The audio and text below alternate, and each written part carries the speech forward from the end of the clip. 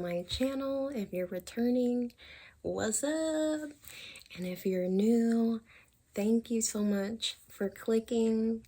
I'm Mystic Mommy, and I like to talk about motherhood and spirituality, plants, and a lot of things. So stay tuned. Please subscribe. Feel free to like it if you like the content. I really appreciate it.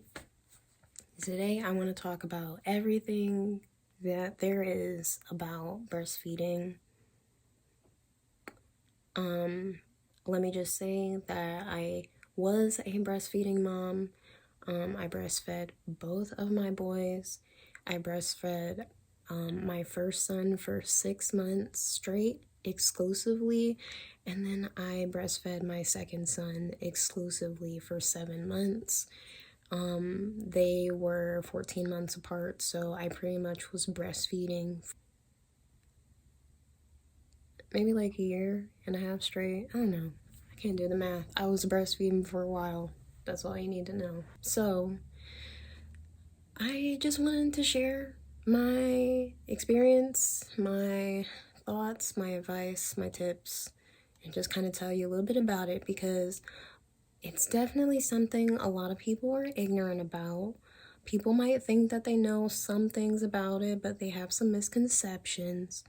And also, you need to know about this because this is your body, this is human nature, and this is the norm.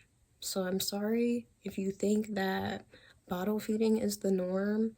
You're wrong. I mean, just the way that it was designed was so that your body just did what it does and you kept it pushing. That's how we got through this before people even made infant, okay? Just saying. Alright, now that I got that out the way, this is something I have anxiety talking about because it's just so important, and I just want you guys to just be well informed, and I hope that this is good content. I really want it to be beneficial for you guys. So I made a list so I don't forget. Breast milk comes in stages. So let me just break this down for you guys, because a lot of times when you first have your baby, the mommy or even the daddy are having some concerns or some doubts because they're misinformed or ignorant about how the incoming of the milk happens, right? So before you even have your baby, you are creating milk, okay? It's not the kind of milk that you're thinking, though. It's called colostrum. It is sticky, and it's kind of like a goldeny color, kind of like a translucent, like goldeny color.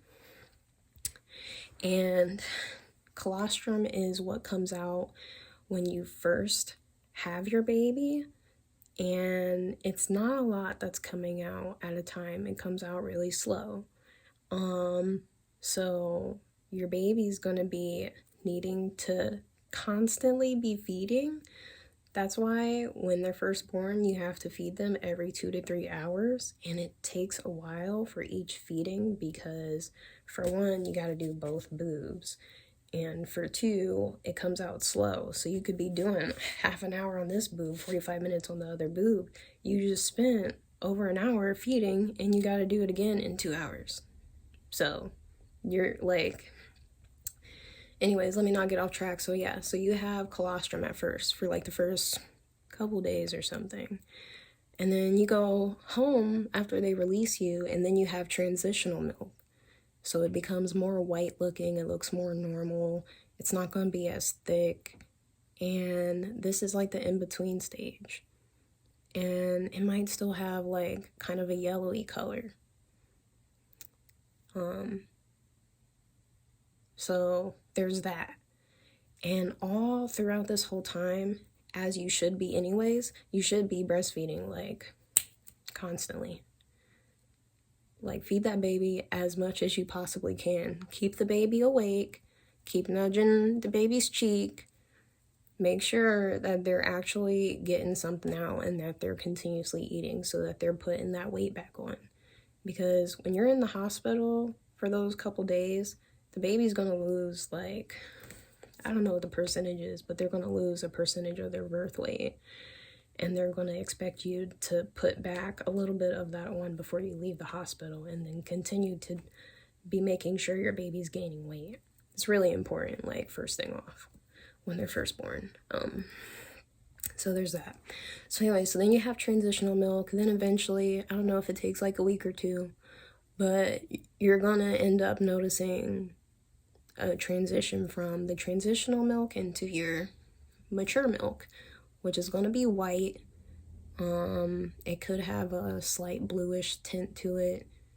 It could have a slight off-white tint to it, but it's gonna look more like milk, and that's gonna be your mature milk. That's what you're going to be producing from that point on. So a lot of people are very scared when they're first trying to breastfeed because they don't think that they're making enough. But just, honestly, your body knows what it's doing. Relax. Stop doubting your body. Stop doubting nature. Take a deep breath.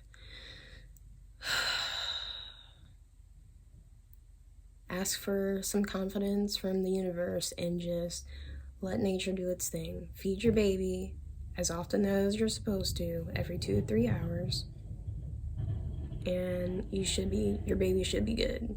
Because if you're feeding them like you're supposed to, you're keeping them awake, making sure that they're eating and they're actually getting something, then, I mean, everything else is going to fall into place. Okay? Next. Getting the latch is a process, and it really is. That's going to be like a major key for you, is making sure that you're latching properly, because if you don't get a good latch and you consistently keep letting your baby suck on you with a bad latch, for one, it's going to hurt because they're going to be munching on your nipple the wrong way, and it's just going to become more and more uncomfortable, which then can lead to an infection or what is it called? It's right on the tip of my tongue. I can't think of it right now, but I'll put the word down here somewhere after the fact when I edit the video. So anyways, you want to have a good latch, and the way you're supposed to do it is, I'm not gonna pull my boob out, but you're supposed to do like a this kind of motion with your boob, right? Sorry guys, I had someone at the door. Anyways, so yeah, so the latch, okay, so you're supposed to kind of like do one of these, and then as you're holding your boob, right, you're supposed to like let's say your baby's head is in this hand, right? Just as a for instance, you're supposed to like let your nipple kind of go like this over their nose and then down to their mouth, and that's supposed to help them get the smell of your milk so that they know it's time to eat, and they will open their mouth, right? It's like kind of like a reflex. And then your nipple is supposed to, you're supposed to kind of like do a like a down motion, and then kind of like a lean in and like stick it in their mouth kind of motion, if that makes sense. And you want to get as much of your areola covered. Like, I had a really big areola because my boobs had gotten really big when I was pregnant the first time around. So I couldn't even get my whole areola to be like in my son's mouth, but it was like, that's your goal, is to get the whole areola in the mouth. That's how you know you got a good latch. And then after the fact, after you got it in there, You want to make sure that they are actually pulling the milk and not just like kind of like suckling, if that makes sense. You got to make sure that they're sucking it and then swallowing. So you want to make sure that they're doing the swallowing motion. So yes, it's a full-time job, breastfeeding. Breastfeeding can easily become a full-time job. So it's not for everyone. I'm not trying to guilt trip everyone into breastfeeding or anything. I understand that some people, just the way their schedule works, the way the cards fell, it's not something that you can accommodate. That's totally fine. I understand that. However, if you do want to attempt to try breastfeeding and exclusively breastfeeding, for sure it's going to be a full-time job, because like I said, at starting out, you got to breastfeed every 2 to 3 hours, and then after that, it kind of like slowly spaces out, but very, very progressively. It also depends on whether or not your baby starts sleeping through the whole night or not at some point, which is a whole nother topic in itself. But breastfeeding is a full-time job, especially if you have someone else watching your baby sometimes and you still want them to be drinking breast milk.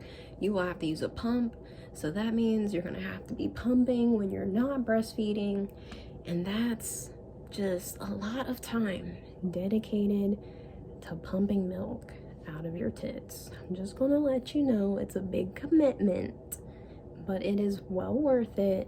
It's for your baby. We're talking about your child, okay? Let's make sure that their gut bacteria and their gut health is starting on the best possible foundation that we can put them on, which would be your breast milk, not some artificially formulated cow milk powder, okay? Just saying. All right. Find the right position. This is something that's going to be tricky, and it really just depends. It depends on your baby. Like, every baby is going to want something different. For example, my first son, he was really easy at latching and just going to town. But my second son, he only wanted to feed on one boob, and I realized it was because he didn't want to move his neck one way at first, and so I would have to position him completely different when I would feed him on my right boob, because he did not want to like reach this way instead of this way. So there's a couple different types of positions you can try. There's like the cradle method, obviously, where you like pick up your baby and you take them and put their head, like the connecting part of their neck and their head, into your elbow or whatever, and like that's the cradle, right? You can do it that way or this way. And then there's also the football method, which is where you're like, you got their head in your hand, right here on your boob, and the rest of their body is like along your arm back here.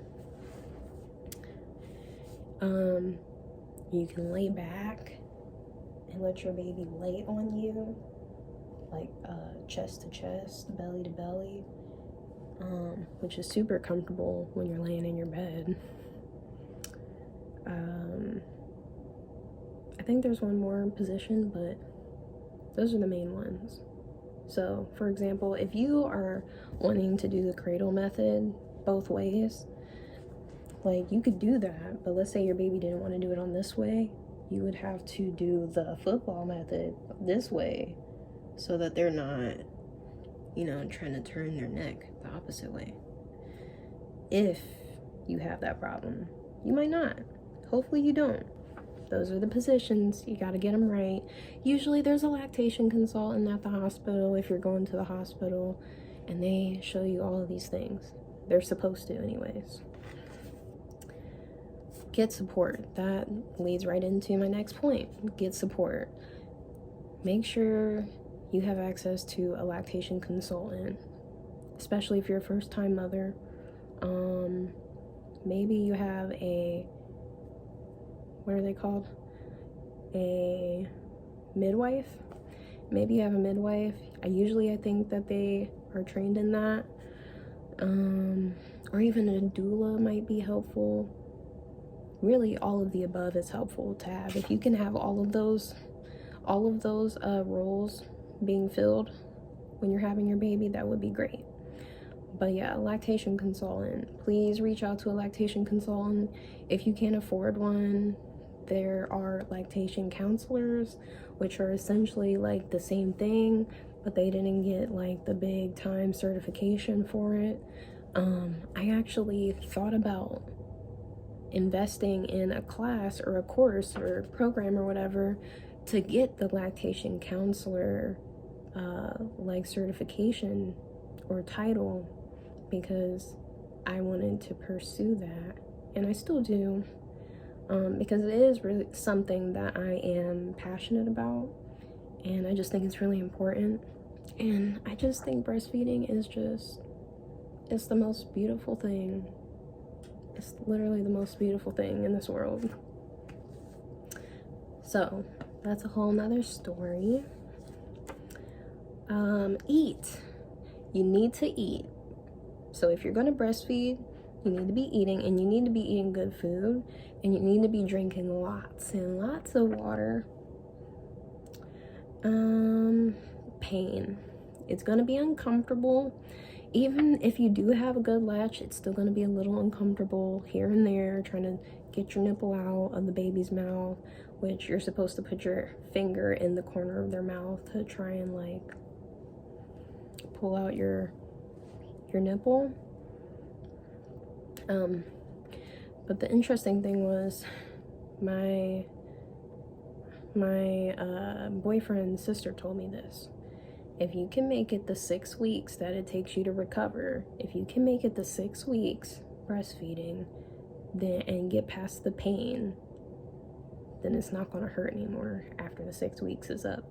And I swear to God, like clockwork, it was exactly that way both times. Matter of fact, the second time, my nipples didn't even hurt that bad. It wasn't nearly as bad as the first time. But literally, make sure you're actively trying to get a good latch every time. Get past the 6 weeks. It's going to be uncomfortable. But if you can get past the 6 weeks, you'll be golden and you can keep going. I have faith in you. Milk supply. Okay, so there's a lot of misconceptions about this. People always say they don't have enough milk supply to sustain their child. And maybe that's true. And maybe those people didn't try other things to help increase their supply. That happens a lot. Usually it has to do with your diet. It also has a lot to do with how often you're breastfeeding. So if your baby is not feeding as often, like as often or as much, you're gonna need to reconcile that by pumping, because otherwise your body's going to tell itself to stop producing as much, because it depends on supply and demand. Your supply depends on the demand, so you have to make your body think that the demand is like more and more and more, so that you keep making more, and you got to keep that consistent. Otherwise your milk will start to dwindle and it'll only make just enough. And that was my problem. And I was too lazy to start pumping. So we made it to 7 months the second time.